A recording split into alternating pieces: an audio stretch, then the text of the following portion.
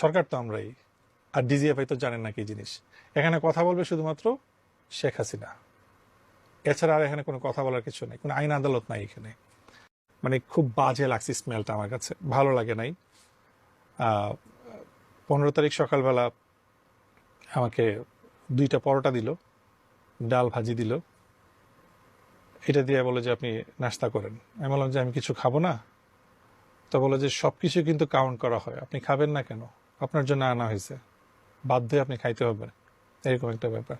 রাত্রেবেলা আমাকে ওনাদের যে মেসে রান্না হয়, আর্মিদের যে স্টাফ যে মেসে রান্না হয়, মানে খুবই মানে খাওয়ার মতো অবস্থা না আসলে, আমার কাছে ভালো লাগেনি আসলে।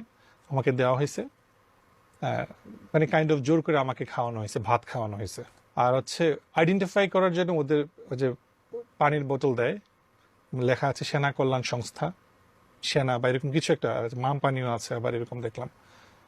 তো এটা ছিল। তো 15 তারিখের কথা বলছি। 15 তারিখে সকাল থেকে নাস্তার পরে 2 জন লোক 3 জন লোক সারাক্ষণই আমার রুমে ছিল। মানে তারা হচ্ছে যে যারা ওনাদের অ্যাসিস্ট্যান্ট বিভিন্ন কাজগুলা করে, মানে মানে নিম্ন পর্যায়ের পোস্ট আর কি তাদের, তারা আমাকে মানে গার্ড দিচ্ছিল আর কি। অফিসাররা ওই দিন থেকে সকাল থেকে আমার সাথে আর কোনো কমিউনিকেশন নাই, ওনারা আর আসতেছে না। 14 তারিখে তো আমার সাথে যা ভয়াবহ কিছু করছে, আমাকে ভয়ভীতি দেখাইছে, মেন্টালি টর্চার যাকে বলে। তো একজন গার্ডের সাথে আমার গল্প হচ্ছে, তো উনি বলছে আমার বাড়ি কোথায়, বললাম যে ব্রাহ্মণবাড়িয়া। ও আচ্ছা আচ্ছা, ব্রাহ্মণবাড়িয়া, তো আমার তো এখানে ট্রেনিং ছিল, আমি 3 মাস শীতের সময় ট্রেনিং করেছি উইন্টারে। উনি ওনার গল্প করতেছে, আখড়াতে উনি ছিল, বিভিন্ন রকমের গল্প করতেছে। মানে আমার সাথে ভালো বিহেভ মানে ওই 2টা মানুষই করছে আমার সাথে। একজন যে ছিল একটু মিডল এজ, উনিও আমাকে বলছে এই জায়গাটা খুবই খারাপ। মানে উনিও আমাকে কাইন্ড অফ অবস্থাটা বোঝাচ্ছে যে এই জায়গাটাতে কি হয়। উনি আমাকে এমন কিছু ইনফরমেশন দিয়ে দেয়, মানে যেটা এখন আমি শুনতে পাচ্ছি চতুর্দিকে, যে আসলে কতটা ব্রুটাল ওয়েতে তারা কত কি করে আর কি মানুষের সাথে, এবং আয়না ঘরের আসলে এক্সাক্ট ইয়েটা কি। ওনারা তখন বলছে যে এখানে যারা আসে তারা আর ফেরত যায় না। হ্যাঁ, আপনি কি জন্য আসছেন সেটা জানি না। তো বলছে যে আল্লাহ আল্লাহ করেন, যদি ভাগ্য ভালো হয় তাও 9 দিন, 7 দিন বা 1 মাস, মানে আমি ব্যাক করার আর কি, মানে বাসায় যেতে পারবো, আর নাইলে আর ব্যাক করবেন না।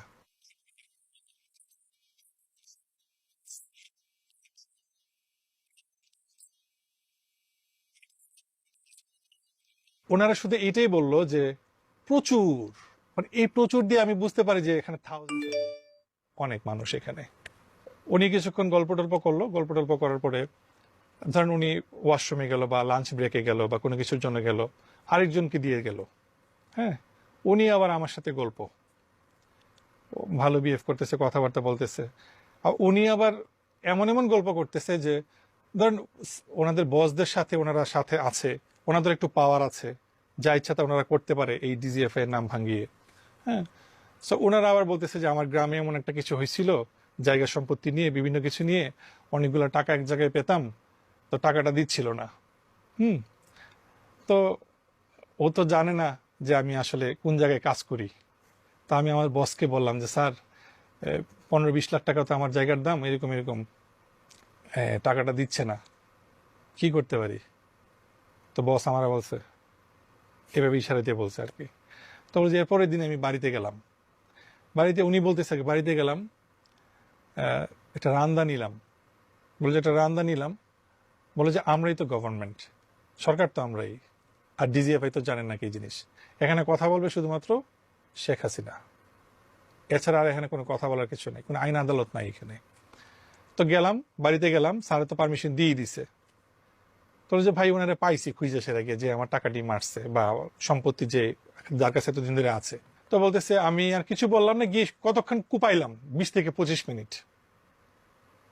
আমি কি বলতেছে, লোকটা বয়স্ক ছিল, বাবার বয়সী, মায়া লাগছে, কিন্তু কি আর করা, কুপাইছি 20-25 মিনিট কুপাইছি।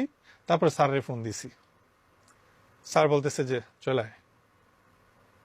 বলছে টাকাও নিছি, হেরে মারছিও, টাকাও পাইছি, এইভাবে আমাকে শোনাইতেছে। তো বলতেছে স্যারের মাথাটা আজকে নষ্ট আছে, এক হচ্ছে আপনার জন্য ঘুমাইতে পারে না সারা রাত, স্যার কিন্তু 2 তলাতে কিন্তু খুব চিল্লাচিল্লি করতেছে আমাদের সাথে। সো স্যার যখন একটু পরে আসবে আপনি খুব কেয়ারফুলি আনসার দিয়েন, সাবধানে কথাবার্তা বললেন, নাহলে কি হবে আপনি তো বুঝতেই পারতেছেন। বলতেছে যে স্যাররা শুধু অর্ডার দেয়, যা কিছু করি আমরা করি। বলছে শরীরটা দেখতেছেন না, 6 ফিট শরীর, উনি অনেক লম্বা, যে শরীরটা দেখতেছে এই শরীর অনুযায়ী পিটাই। তারপর বলতেছে যে এটা তো আপনার একটা মানে এটা হলো আপনার অভ্যর্থনা কক্ষ, আমরা বলতেছি এটা। বলছে এখানে এমন এমন রুম আছে যে রুম আপনি দেখলে আপনি নিজেই সেন্সলেস হয়ে যাবেন। মানে আমাকে এমন ভাবে উনি কথা বলতেছে, এবং এটা শুধু গল্প না, খুশ গল্প না, এটা আসলেই আছে এখানে। তো ওই দিক দিয়ে যে আমাদের বাসার লোকজনের সাথে তারা কমিউনিকেশন করে, টাকা পয়সার লেনদেন করতেছে, এটা তো আর আমরা জানি না, আমি জানি না। ওই মুহূর্তে আমি বাসায় এসে এগুলো শুনছি। তো ওই সকাল থেকে ওই স্যার যারা 14 তারিখে যে 3জন ছিল অফিসার ছিল, তাদের চেহারা আর আমি দেখি না। ওই সারাদিন চলে গেছে, কারণ ওই সারাদিন তারা আমার ফ্যামিলির সাথে ডিল করছে, কত লাখ টাকা দিলে আমাকে ছাড়বে। সারাদিন কোনো কমিউনিকেশন নাই, আমার সামনে আসে না, একটু একটু আসে, আইসে একটা বলতেছে যে ল্যাপটপটা এখানে আছে আপনি ধরেন নাই তো, আমারে বলতেছে। পাশে একটা ল্যাপটপ রাখা ছিল আর কি ওনাদেরই, যেটা দিয়ে আমার ফেসবুক টেসবুক দেখছে, আমার অ্যাক্টিভিটি দেখছে। ও আপনি ভালো গানও করেন, আপনার তো অনেক মিউজিক ভিডিও আছে, এভাবে বলতেছে। হ্যাঁ তো ধরেন নাই তো, আমি তো রাতে ছিলাম না এখানে। মনে হচ্ছে নেবার, আমি ধরি নাই, কেন ধরবো আমি। আমি ল্যাপটপটা নিয়ে ওনাকে আমি মানে আরেকজন যে অফিসার ছিল তাকে আমি ওই মূর্তি দেখছি আর কি। তারপর সে চলে গেল, ওনার চেহারা আর দেখি না আমি মোটামুটি বিকেল পর্যন্ত, আর ওনাদেরকে আর দেখি না। কারণ ওনারা তখন আমার ফ্যামিলির সাথে ডিলিং ব্যস্ত। আমার ফ্যামিলির লোকজনকে বলতেছে এই ব্যাংকে যান, এই ব্যাংকে এত টাকা দেন, আমাদের বসকে এত টাকা দিতে হবে, আমাদের স্যারকে এত টাকা দিতে হবে, অন্য এলে মানবে না। তারপর কি করছে, আমার যে ওয়ালেট টোয়ালেট সব নিয়ে গেছে, আমার ডেবিট কার্ড, আমার ক্রেডিট কার্ড, এভরিথিং তারা নিয়ে নিছে।